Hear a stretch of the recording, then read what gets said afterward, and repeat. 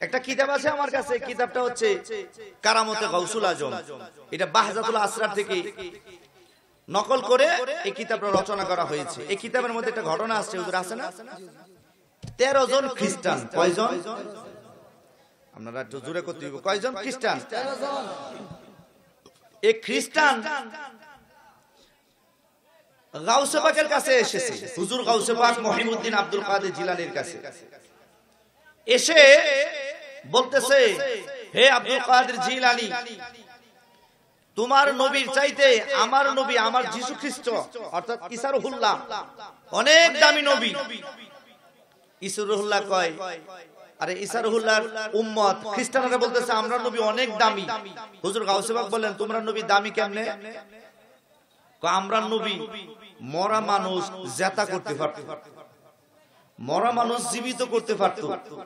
গাউসে পাকের জালালিয়াত চলে এসেছে, হাল চলে এসেছে। বলতেছে, বলিস কি? জি হুজুর, আপনার নবী কি এটা পারতনি? খ্রিস্টান তো জানে না আমার নবী যে জাবেরের 2 সন্তানকে জীবিত করছে। সুবহানাল্লাহ। আমার নবী যে তার আব্বা হুজুরকে জীবিত করছে, আমার নবীজি যে তার আম্মা হুজুরকে জীবিত করছে, এই খবর তো খ্রিস্টানের কাছে নাই। খ্রিস্টান কয় আমরা নবী বড় নবী। হুজুর গাউসে পাক ডাক দিয়ে বলে, তোমরা আর নবী কেমনে বড় নবী? আমরা নবী মরা মানুষ জেতা করতে পারছি, আপনারা আর নবী পারবেনি।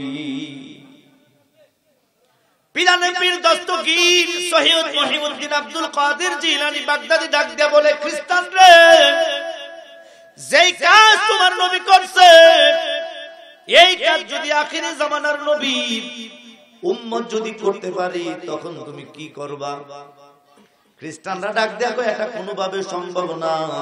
এই কাজ হচ্ছে নবীওয়ালা কাজ, এই কাজ আখিরি জামান নবীর উম্মতেরা করতে পারবে না। আমার গাউসে পাক ডাক দিয়া বললেন, তোমরা যে বলতেছো করতে পারবে না, আমি হচ্ছে আব্দুল কাদের, আমাকে আমার আল্লাহ এমন ক্ষমতা দিয়েছে রে, আমি মরা মানুষ জীবিত করতে পারি। সুবহানাল্লাহ বলেন। আমি মরা মানুষ জীবিত করতে পারি। খ্রিস্টানেরা কই বিশ্বাস করলাম না, বিশ্বাস করলাম না। গাউসে পাক ডাক দিয়ে বলে, শুধু তাই না, আমি মরা মানুষ জীবিত করতে পারি, আবার জীবিত মানুষও মরা করতে পারি। জীবিতরও মারতে পারি, আবার মৃতরও জীবিত করতে পারি। আমার গাউসে পাক কয়, সুবহানাল্লাহ বলেন না। খ্রিস্টানেরা বলতেছে, এটা আবার কেমন কথা? জি আমি পারি। বিশ্বাস করি না। আমার গাউসে পাক ডাক দেয়া বলেন, 13 জন খ্রিস্টান পাদ্রীকে ডাক দেয়া বলেন, ও খ্রিস্টান পাদ্রীরা, তোমরা এই মুহূর্তে মইরা যাওগা। সুবহানাল্লাহ। মরতে যখন দেরি হয়েছে, মরা যখন তারা মরে গেছে, আবার কিছুক্ষণ পরে আমার গাউসে পাক মহিউদ্দিন আব্দুল কাদের জিলানী আবার তাদেরকে বললেন, কুম্বি ইজনি, আল্লাহর হুকুমে নয়, আমি গাউসে পাক নিজের হুকুমে আমি মরা মানুষ জীবিত করতে পারি। বলেন সুবহানাল্লাহ। যেই নজরে চুরকে তুমি দিলা কুতুব বানাইয়া, ওই নজরে করো দয়া ও গোমুদের গাউসিয়া। ঠিক কিনা? অদমদেরকে দাও গো তুমি তোমার নজর নূরানি, বাবা তোমার নজর নূরানি, তোমারই নামের গুণে আগুন হইয়া যায় পানি। বলেন, আই বড় পীর আব্দুল কাদের জিলানীর তোমারই নামের গুণে 84 চুরি করতে তোমারই পাক দরবারে, কুতুব বানাইলে তুমি তোমার দয়াল নূর নূর নূর নজরে। 84 চুরি করতে তোমারই পাক দরবারে, আরে কুতুব বানাইলে তুমি তোমার নজর নূরানিতে। গোলামদেরকে দাও গো তুমি, গোলামদেরকে দাও গো তুমি তোমার নজর নূরানি, গাউস তোমার নজর তোমারই নামের গুণে। বলেন বলেন, আই বড় পীর আব্দুল কাদের জিলানীর জিলানী তোমারি নামের গুণে আমার গাউসে পাক ডাক দেয়া বলেন জীবিত হয়ে যাও তুমি ইজনি আমার হুকুমে জীবিত হও 13 জন খ্রিস্টান একবার মরছে আবার যখন জীবিত হইছে পায়ের মধ্যে দইরা কয় ও আব্দুল কাদের আমনে আমরার আল্লাহ বলেন নাউজুবিল্লাহ হুজুর আমনে আমার আল্লাহ গাউসে পাক বলেন আরে ব্যাক কর জীবিত করা আর মৃত বানানো এর দ্বারা যদি শ্রেষ্ঠত্ব প্রমাণিত হয় এটা ঠিক না জীবিত করতে পারে মরাও মারতেও পারে এটা আল্লাহ পাক তার ওলিদেরকে দিয়ে থাকেন এর অর্থ আমি তো তার প্রভু এটা মানিস না কেন আমি আল্লাহ পাকের একজন বান্দা আল্লাহর হাবিবের একজন আদনা গোলাম সুবহানাল্লাহ বলেন তখন ওই 13 জন খ্রিস্টান পাদ্রী বললেন ইয়া গাউসুল আজম বড় পীর আব্দুল কাদের জিলানী আমরা এতদিন ভুল পথে ছিলাম গাউসে পাক আর খ্রিস্টান ধর্মে নয় আজকে থেকে মুসলমান ধর্মের আদর্শ পালন করব এই মুহূর্তে আমাদেরকে পড়ায়া দিন লা ইলাহা ইল্লাল্লাহু মুহাম্মাদুর রাসূলুল্লাহ সুবহানাল্লাহ বলেন হয়ে গেল 13 জন খ্রিস্টান পাদ্রী যখন পাদ্রী কাদেরকে বলা হয় আমাদের মুসলমান ধর্মে পীর আছে না আমার মহান মুর্শিদ কেবলা আছে আগ্রাবাদ হুজুর কেবলা আছে সোনাকান্দার হুজুর কেবলা আছে আচ্ছা পীর যদি বায়াত হয়ে যায় কারো কাছে তাহলে তার শিষ্যরা কি বসে থাকবো 13 জন খ্রিস্টানের আরো হাজার হাজার তাদের ভক্ত মুরিদ ছিল হেরা কইতাছে আমরা পীর সাহেব যেহেতু মুরিদ হয়ে গেছে তো আমরা থেকে লাভ কিতা একবারে হাজার হাজার লোক হুজুর গাউসে পাকের কাছে তারা কাদিয়া তরিকা গ্রহণ করে নিছে বলেন সুবহান শুধু একটা কারামত দেখাইছে আল কারামতে আউলিয়ায়ে হাক্কুন আল্লাহর ওলিদের কারামত সত্য মান আনকারা কারামাতান মুতাআম্মিদান ফাকাদ কাফার ইচ্ছাকৃতভাবে আল্লাহর ওলিদের কারামতকে যদি কেউ অস্বীকার করে মানে না সে বেঈমান হয়ে যায় এই কারণে সাবধান ওলি আল্লাহর সাথে বিরোধিতা করা যাবে পারলে ভালোবাসেন না বাসলে চুপ থাকেন না কিন্তু চিৎকারি মারেন না টিটকারি মারলে হার মতই কোনটার মতো জানেন বাহজাতুল আসরা একটা কিতাব আছে এই কিতাবের মধ্যে একটা ঘটনা পেয়েছি আমি সেটা হচ্ছে ইমাম কান্দালুসি রহমাতুল্লাহ ইমাম আন্দালুসি রহমাতুল্লাহ আলাই জগৎ বিখ্যাত একজন ইমাম ছিলেন তো ইমাম থাকার পরেও অনেক বড় আলেম আমার গাউসে পাকের সাথে তার একটা হিংসাত্মক স্বভাব ছিল বলেন নাউজুবিল্লাহ অথচ নবীজি বলছে ফাল হাসাদ ইন্নাল হাসাদা ইয়াকুল হাসানাত কামা তাকুলু নারুল হাতাব অর্থ হচ্ছে হে আমার উম্মতেরা যারা পৃথিবীতে আছো হিংসা ছেড়ে দাও কেন ফা ইন্নাল হাসাদা নিশ্চয়ই হিংসা ইয়াকুলুল হাসানাত তোমার সমস্ত নেক আমল হিংসায় খেয়ে ফেলে বলেন নাউজুবিল্লাহ তাহলে আল্লাহর হাবিব উদাহরণ দিয়েছেন কামা তাকুলু নারুল হাতাব চুলার ভেতরে কাঠ দিলে কাঠ যেভাবে পুড়ে ছাই হয়ে যায় তার অস্তিত্ব খুঁজে পাওয়া যায় না ঠিক একটা মানুষ যখন অন্য কারো মানুষের কোনো গুণ দেখে তার ভালো গুণ দেখে তার প্রতি হিংসা করে সে যে নামাজ পড়ছে রোজা করছে হজ করছে যাকাত দিচ্ছে সমস্ত ভালো কাজগুলি একদম মিসমার হয়ে যায় তার একটা ভালো কাজও থাকে না বলে নাউজুবিল্লাহ তাহলে কি হিংসা করা যাবে ইমাম কান্দলুসি রহমাতুল্লাহ আলাই মনে আমার গাউসে পাকের সাথে বিরোধিতা করতেন মানুষের কাছে গাউসে পাকের নামে বলতেন আব্দুল কাদের হইছে বেদাতি আলেম বলেন নাউজুবিল্লাহ ওই ইমাম কান্দলুসি বলতেছে আব্দুল কাদের হচ্ছে বেদাতি আলেম কেন বেদাতি কেন তিনি পীরগিরি করে নবীজির প্রেমের ঢঙ্কা বাজাই আল্লাহর হাবিবের প্রেমকে চর্চা করে নবীর পক্ষে থাকার কারণে মাওলা আলীর পক্ষে থাকার কারণে হুজুর গাউসে পাককে সে বেদাতি বলে ফতোয়া দিল বলে নাউজুবিল্লাহ মানুষকে কইতো হে তার কাছে তোমরা যাও না তখনকার সে বাগদাদে থাকতো তার কাছে তোমরা যাও না কেন হে বেদাতি গেছে গা বলে না নাউজুবিল্লাহ তো ইমাম কান্দলুসি রহমাতুল্লাহ আলাই মানুষকে এইভাবে ভুল বুঝাইতেন গাউসে পাকের নামে বদনাম করতেন তো সে তার খানকা শরীফে যাইত যে রাস্তা দিয়া, এই রাস্তার মধ্যে একটা খ্রিস্টান পাদ্রীর বাড়ি ছিল। এই খ্রিস্টান মহিলার একটা সুন্দরী কন্যা, এই কন্যার দেখে এত সুন্দরী, এটা দেখে সে তার প্রতি আকৃষ্ট হয়ে গেছে। বলেন নাউজুবিল্লাহ। প্রথম দিন আফা আসসালামু আলাইকুম, পরের দিন 1 মিনিট সময়, পরের দিন লইন বাদাম খাই, পরের দিন লইন বুট খাই, পরের দিন লইন একটু ঘুরতে যাই। আসে না নাই? এরকম আসে না নাই?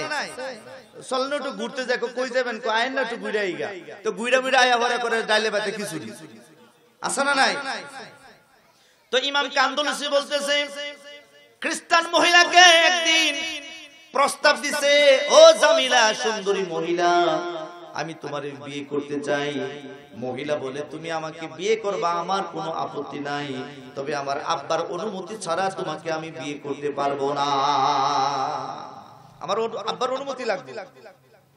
তখন ইমাম কান্দুসি রাহমাতুল্লাহ, ইমাম কান্দুসি রাহমাতুল্লাহি আলাইহি, ইমাম কান্দুসি রাহমাতুল্লাহি আলাইহি ওই খ্রিস্টানের বাড়িতে গেলেন। বাড়িতে যাইয়া ওই খ্রিস্টানকে প্রস্তাব দিলেন, ও পাদ্রী, তোমার মাইয়ারে আমি লাইক করি, তোমার মাইয়ারে আমার পছন্দ হইছে, আমি তোমার মেয়ের বিয়ে করতে চাই। ইমাম কান্দুসি যখন এই কথা বললেন, খ্রিস্টান পাদ্রী ডাক দেয়া বলে, আমি যে তোমার কাছে বিয়ে দিব, আমি হচ্ছে খ্রিস্টান, তুমি হচ্ছে মুসলিম, মুসলিমের সাথে আমার খ্রিস্টান মেয়ের বিয়ে হতে পারে না। ইমাম কান্দুসি ডাক দিয়ে বলে, তাহলে কি করতে হবে? তুমি যদি খ্রিস্টান ধর্ম গ্রহণ করো তাহলে তোমার কোনো খরচ লাগবে না, আমার নিজ খরচে, নিজের উদ্যোগে, নিজের সহযোগিতায় আমার কলেজার টুকরার সন্তান তুমি কান্দুসির কাছে আমি বিয়ে দিয়ে দিব। শর্ত কি? তোমাকে মুসলিম ধর্ম ত্যাগ করে খ্রিস্টান ধর্ম গ্রহণ করতে হবে। বলেন নাউজুবিল্লাহ। এটা কি সম্ভব? কথা বলে, এটা কি সম্ভব? কোন মুসলমান যদি খ্রিস্টান ধর্ম গ্রহণ করে মুসলিম ধর্ম ছেড়ে, তাহলে সে মুরতাদ হয়ে যায়, আর মুরতাদের কাতেল ওয়াজিব। ঠিক কিনা বলেন? মুরতাদ হয়ে যায়, সে আর পুনরায় ফিরে আসতে পারবে না। শরীয়তের রায় হচ্ছে তাকে কতল করতে হবে। সম্মানিত উপস্থিতি, শেষ পর্যায়ে ইমাম কান্দুসি নিয়ত করলেন, সিদ্ধান্ত নিয়ে নিলেন, আমি মেয়েকে বিয়ে করার জন্য আমি নিজে খ্রিস্টান হব। বলেন নাউজুবিল্লাহ। আমি খ্রিস্টান হব, এই সিদ্ধান্ত যখন নিলেন বাবাজিরারি, তখন আমার হুজুর গাউসে পাক বাগদাদ শরীফে আসর নামাজের ওযু করতেছে। সুবহানাল্লাহ। আমার গাউসে পাক মহিউদ্দিন আব্দুল কাদের জিলানী, যদিও তার চর্মচক্ষু আছে রে, হাজার হাজার মাইল দূর থেকে কিতাবের মধ্যে লিখছে প্রায় 3000 কিলোমিটার, 300 মাইল দূর থেকে আমার গাউসে পাক ইমাম কান্দুসির এই অবস্থা আমার গাউসে পাক পর্যবেক্ষণ করতেছেন। বলেন সুবহানাল্লাহ। আমার গাউসে পাক আসরের ওযু বানাইবেন, ওযু বানাইতে সর্বপ্রথমে তিনি ডান হাতের এই কবজি পর্যন্ত পানি দিয়ে ধুইছেন, আর মনে মনে কি জানি ভাবতেছেন। ডান হাতের কবজি ভালো করে দিয়া বাম হাতের কবজি ভালো করে ধুইলেন। খাদেম তারে পানি ঢালতেছে, পানি ঢালতেছে, পানি ঢালতেছে। তার খাদেম ছিলেন শাহাদুল্লাহ, হযরতে শাহাদুল্লাহ। পানি ঢালতেছে, পানি ঢালতেছে। তারপরে গাউসে পাক হাতের মধ্যে পানি নিলেন, পানি নিয়ে মুখের মধ্যে, আমরা ওযু করতে 3 বার কুলি করি। কতবার? 3 বার কুলি করা, এটা সুন্নাতে রাসূল। বাবাজিরারি, যদি মিসওয়াক থাকে আমরা মিসওয়াক করি, মিসওয়াক না থাকলে এই মধ্যমা আঙ্গুলি দিয়ে আমরা দাঁতকে পরিষ্কার করি। কথা কোন ঠিক কিনা? আমার গাউসে পাক মহিউদ্দিন এইভাবে কুলি চাললেন, কুলি এইভাবে ছেড়ে দিলেন, কুলির পানিগুলি গায়েব হয়ে গেল। খাদেম ডাক দিয়ে বলে, হুজুর কুলির পানি গেল কোথায়? সুবহানাল্লাহ। আমার গাউসে পাক ডাক দিয়ে বলে, খাদেম রে, এখান থেকে 300 মাইল দূরে একজন মুসলমান বেলায়েত প্রাপ্ত একজন আল্লাহর ওলি ছিলেন, তার নাম হচ্ছে ইমাম কান্দুসি রাহমাতুল্লাহি আলাইহি। আমার শানে আমার সাথে বেয়াদবি করত, আমাকে বেদাতি বলে ফতোয়া দিত। আজকে সেই কাফের হয়ে যাচ্ছে, খ্রিস্টান হয়ে যাচ্ছে। আমি তারে কুলির পানি ছড়ে দিলাম। পৌঁছানোর মালিক হচ্ছেন আমার আল্লাহ। সুবহানাল্লাহ বলেন। বাগদাদ শরীফ থেকে 300 মাইল দূরে আমার গাউসে পাক কুলির পানি ছেড়ে দিলেন। এই কুলির পানি যাইয়া ইমাম কান্দুসির মুখের উপর পড়ছে। আল্লাহু আকবার, ইয়া রাসূলুল্লাহ। 300 মাইল দূর থেকে কুলির পানি মুখের মধ্যে পড়তে পারে, এর হুশ ফিরাইছে। মানুষ যখন অজ্ঞান হয় তখন পানি ছিটা দেয়, তাই না? দিলে তার হুশ ফিরে আসে। তো এই লোকটা নারীর প্রেমে এত বিভোর, হ্যাঁ এই বেডি ছাড়া কিছু বুঝে না, আছে না নাই? এই বেডি ছাড়া কিছু বুঝে না। কেরকম বেডিটা সুন্দর, সুন্দর। তোর কি হয়েছে খাড়াইস? আমি হারে ভালোবাসি। তোর বউ নাই? বউ তো আসো। নাউজুবিল্লাহ কইতে নাও, এরকম খাড়াইস আছে না নাই? এটা তাহা কি বালা কাম? আপনারা কি কোন বালা কাম?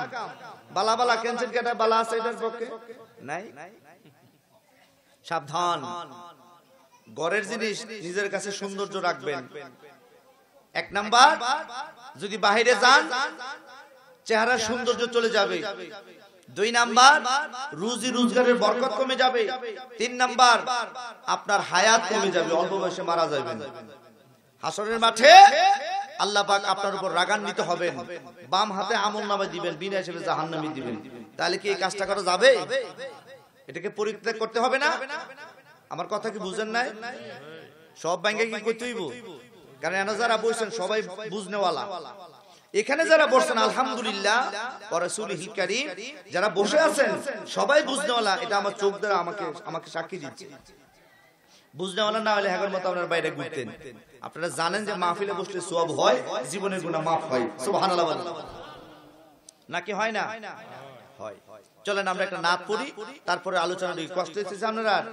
তাহলে বলেন, ইয়া রাসূলুল্লাহ ইয়া হাবিবাল্লাহ ইয়া রাসূলুল্লাহ ইয়া হাবিবাল্লাহ, তুমি জীবন তুমি মরণ।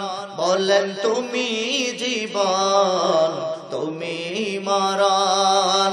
আধার ঘরে তুমি আপন, তুমি বন তুমি মরণ। আধার ঘরে তুমি মুদের পারের তরি, তুমি পারের তরি, তুমি নিদানে তরানে ওয়ালা। ইয়া রাসূলুল্লাহ হাবিবাল্লাহ ইয়া রাসূল, ইয়া হাবিবাল্লাহ ইয়া রাসূলুল্লাহ। বলেন তুমি জীবন তুমি মরণ। সবাই তুমি জীবন আধার ঘরে তুমি আপন, তুমি মুদের পারের তরি, তুমি পারের তরি, তুমি নিদানে তরানে ওয়ালা। ইয়া রাসূলুল্লাহ ইয়া হাবিবাল্লাহ ইয়া রাসূলুল্লাহ, তুমি মোদের আশার আলো।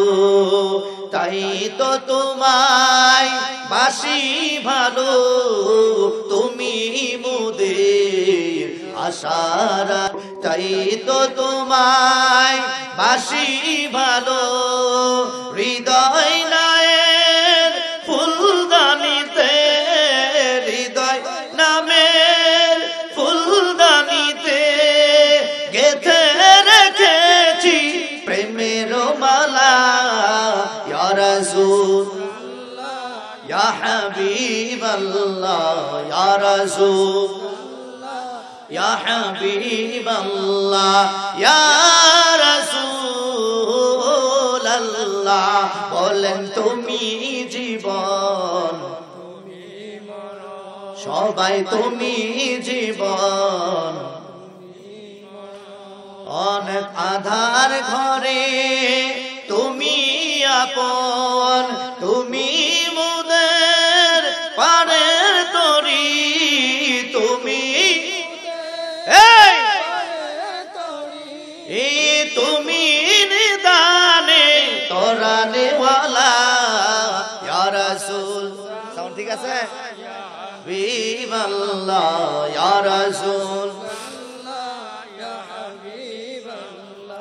বাবাজিরা গভীর মনোযোগ আমি গাউসে পাকের কথা বলতেছিলাম নাকি ঠিক আছে নানি আমার গাউসে পাক মহিউদ্দিন আব্দুল কাদের জিলানী তিনি কেমন আল্লাহর ওলি তিনি যখন ইন্তেকাল করলেন বাগদাদ শরীফের মধ্যে যখন তাকে দাফন করা হলো যখন তাকে কবরস্থ করা হলো মাজার করা হলো প্রতিদিন হাজার হাজার মানুষ আল্লাহর ওলিরা হুজুর গাউসে পাকের মাজার শরীফ জিয়ারত করতে সবাই আসতেছে মাজার শরীফ কি জিয়ারত করা যাবে না মাজার শরীফে সিজদা করা যাবে না আল্লাহর ওলিদের মাজার শরীফকে জিয়ারত করা যাবে কেন না আমার দয়াল নবীজি বলেন একটা মানুষের কলব যদি মরা থাকে চারটা পর্যায়ে তার কলবটাকে জীবিত করতে পারবে কয়টা পর্যায় মরা কলব আছে না নাই যাদের মরা কলব আছে তারা নামাজ পড়তে ভালো লাগে না যাদের কলব মইরা গেছে তাদের নামাজ পড়তে ভালো লাগে না যাদের কলব মইরা গেছে তারা ওয়াজ মাহফিলে বসতে ভালো লাগে না যাদের কলব মইরা গেছে রে মাহে রমজানে তারা রোজা রাখতে পছন্দ করে না যাদের কলব মইরা গেছে রে তারা মা বাবার খেদমত করতে পছন্দ করে না যাদের কলব মইরা গেছে রে ভালো কাজে তাদের কাছে ভালো লাগে না এই রকম মানুষ আছে না নাই বন্ধুরা আমার গভীর মনোযোগ যখন হুজুর গাউসে পাক ইন্তেকাল করলেন হাজার হাজার মানুষ তার মাজার শরীফ জিয়ারত করতে আসছে জিয়ারত করতে আসার পরে একজন আল্লাহর ওলি তার মাজারে আসছে মাজারে এসে কাশফুল কুবুর করলেন আমি বলছিলাম চারটা কাজ করে মানুষের কলব জিন্দা হয় এক নাম্বার হচ্ছে আকসারু যিকরুল্লাহ অধিক করে মনে আল্লাহর জিকির করলে মানুষের কলবটা জেতা হয় বলেন সুবহানাল্লাহ দুই নাম্বার তিলাওয়াতুল কুরআন আল্লাহ পাকের কোরআন শরীফ যদি কেউ তেলাওয়াত করে তার মরা কলব জীবিত হয় তিন নাম্বার হচ্ছে জিয়ারাতুল কুবুর মানুষের যখন কবর জিয়ারত করা হয় মানুষ যখন কবর জিয়ারত করে রে তখন তার মরা কলব জীবিত হয় আর চার নাম্বার হচ্ছে তুযাক্কিরুল মাউত মানুষ যখন বেশি বেশি মৃত্যুর কথা স্মরণ করে রে মরা কলব জীবিত হয় বলেন সুবহানাল্লাহ প্রত্যেকটা পিছনে কথা বলে সময় যাবে আমি সেই দিকে যাব না গাউসে পাকের দরবারে ওই আল্লাহর ওলি কাশফুল কুবুর করে একটা ওজিফা আছে কাশফুল কুবুর যারা আল্লাহর ওলি তারা বুঝে কাশফুল কুবুর কাকে বলা হয় কাশফুল কুবুরের নিয়ম হচ্ছে সূরা ফাতিহা আপনি একবার পড়বেন সূরা ইখলাস পড়বেন ইজা তাকাসুর সূরা তাকাসুর পড়বেন 10 বার তাকাসুর পড়ে আল্লাহ তাআলার কাছে এই মর্মে নিয়ত করবেন আল্লাহ কবরের মধ্যে এই লোকটা কোন হালতে আছে ভালো আছে নাকি মন্দ আছে আল্লাহ আমি তো জানি না আল্লাহ তোমার কাশফুল কুবুর করলাম আল্লাহ গো এই আমলের উসিলাই এই মাজারে কবরে কেমন আছে গো আল্লাহ তুমি আমারে জানায়া দাও সুবহানাল্লাহ এইভাবে আপনার মার কবরের অবস্থা জানতে পারবেন আপনার বাবার কবরের অবস্থা জানতে পারবেন আপনার পীর সাহেবের কবরের অবস্থা জানতে পারবেন যদি কাশফুল কুবুর আপনার থাকে বন্ধুরা রে আমার লম্বা কথা শর্ট করে নিচ্ছি গাউসে পাকের মাজার শরীফে লোকটা কাশফুল কুবুর করে ঘুমায়া গেলেন ঘুমের মধ্যে দেখে যাই রে আমার গাউসে পাক তার সাথে দেখা দিছে বলেন সুবহানাল্লাহ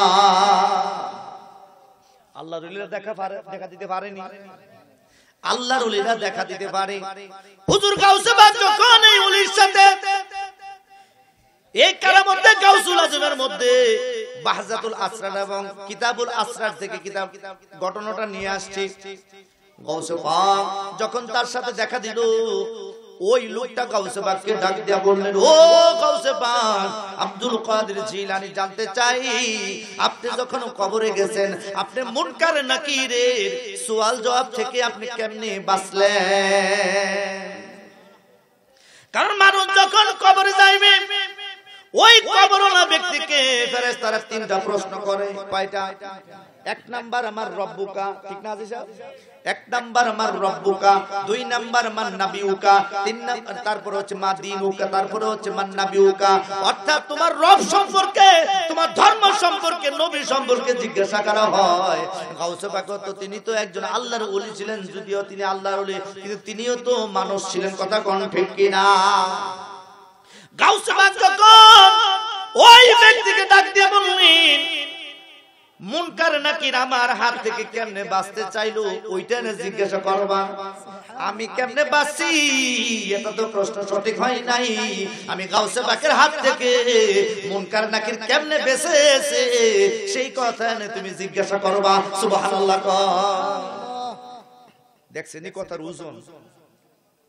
আমি কেমনে বাঁচি এটা তো পরের খবর, আমার হাত থেকে তারা কেমনে বাঁচছে এটা জিজ্ঞাসা না। সুবহানাল্লাহ। এটা গাউসে পাক দ্বারা সম্ভব নেই, সম্ভব। তখন লোকটা আল্লাহর ওলি বলতেছে, কিতাবের মধ্যে এসেছে, হুজুর এটা আবার কি বললেন?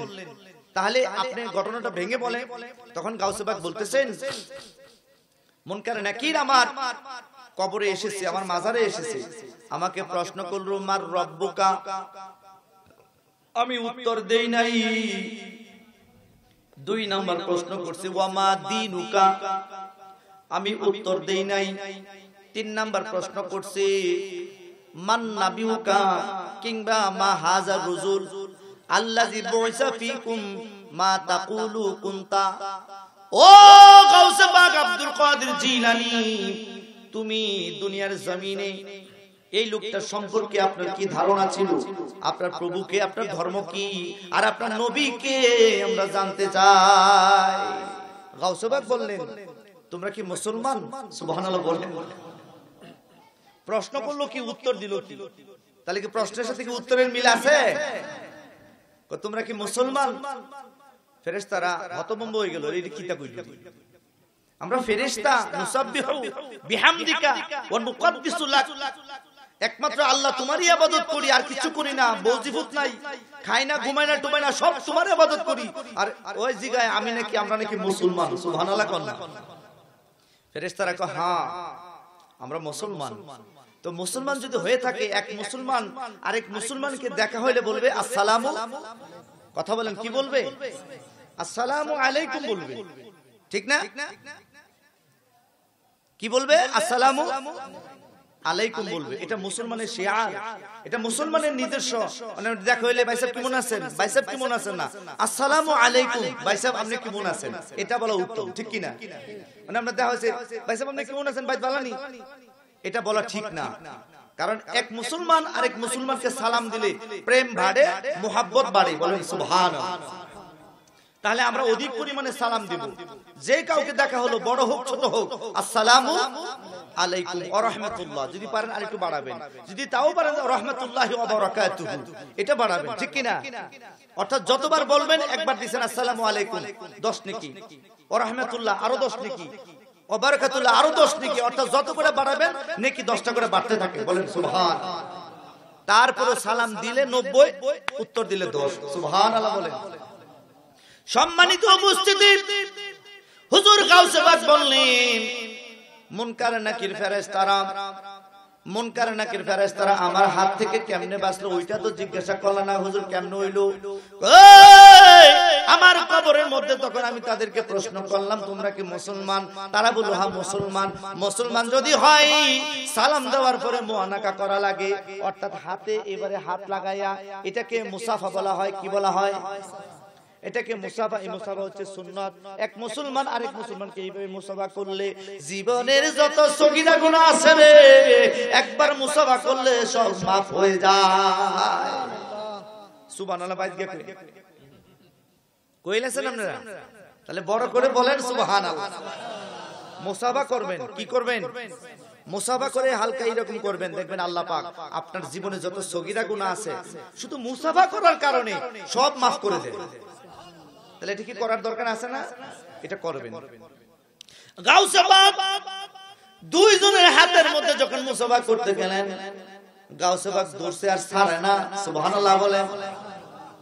ওলিদের ওলি যিনি গাউসুল আজম জিলানী, ওলিদের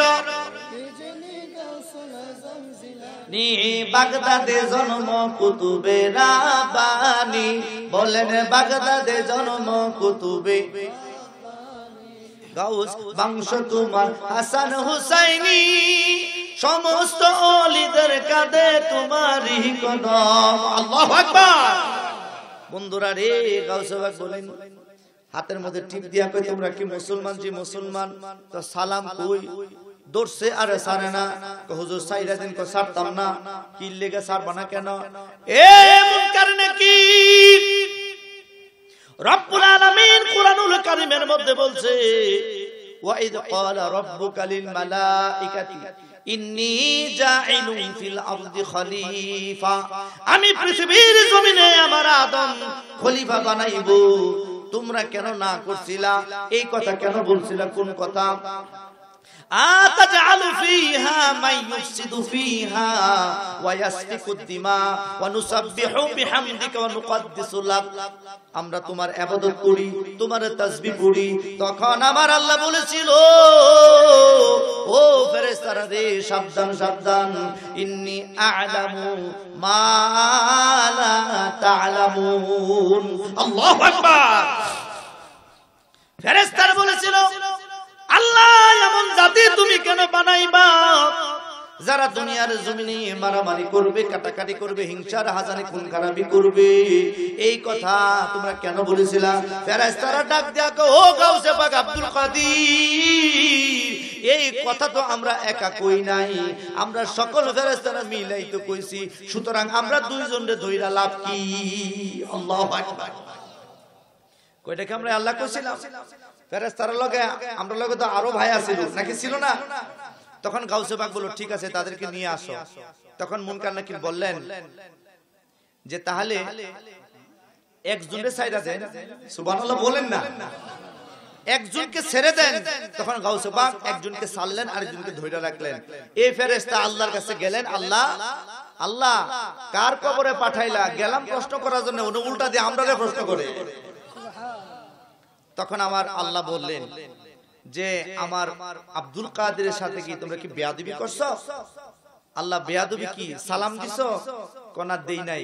তাহলে যারে প্রশ্ন করতে গেছো প্রশ্নকারী তোমাদেরকে ঠেকায় ফেলছে প্রশ্ন কইরা, সুতরাং তার কবরের প্রশ্ন নয়, তাকে প্রশ্ন ছাড়াই তাকে নিস্তার দিয়ে দাও। সুবহানাল্লাহ। তখন ফেরেশতারা গাউসে পাকের কাছে আসছে, হুজুর আমরা ভুল হয়ে গেছে। তখন আল্লাহর গাউস হুজুর গাউসুল আজম বরফের আব্দুল কাদের জিলানী বললেন, ভুল হয়েছে বুঝতে পারলাম, এত সহজে তো ছাড়ছি না, তো কি করতে হইব? আল্লাহ তোমার মুনকার নাকির ফেরেশতারে বলো বাগদাদের জমিনে আমি গাউসে পাকের গোলাম যারা মরবে, সুবহানাল্লাহ কোন না, কিংবা পৃথিবীর যে কোনো জায়গার মধ্যে আমি গাউসে পাকের কোন গোলাম যদি ইন্তেকাল করে, আল্লাহ গো সরাসরি তাদেরকে প্রশ্ন করা যাবে না, আগে সালাম দিতে হবে, তারপরে কালাম করতে হইব। আল্লাহু আকবার জোরে বলেন। আল্লাহর গাউসুল আজম বরফির আব্দুল কাদের জিলানী বলে, আল্লাহ তোমার মুনকার নাকিরকে বলো এই সিস্টেমটা তারা আদায় করবিনি। ফেরেশতারা কয়, আল্লাহ কথা দিলাম তোমার গাউসে পাকের গোলাম যারা থাকবে, তাদের মুরিদ যারা থাকবে, তাদের প্রেমিক যারা থাকবে, সরাসরি তাদের কাছে আমরা যাইব না, আমরা একটা উসিলার মাধ্যমে তাদের কবরের আযাব maaf করা হবে। বন্ডরা করুক যত দণ্ডামি, ওই শত্রুরা জড়ো কত দুশমনি, তুমি গাউসুল আজম বাবা লাসানি, হে বড় পীর আব্দুল কাদের জিলানী, হে বড় পীর বলেন না, বলেন ভণ্ডরা জড় কত ভণ্ডামি, বলেন শত্রুরা যত করুক দুশ্মনী, তুমি গাউসুল আজম বাবা লাজানি, হে বড় পীর আব্দুল কাদের, বলেন হে বড় পীর আব্দুল কাদের।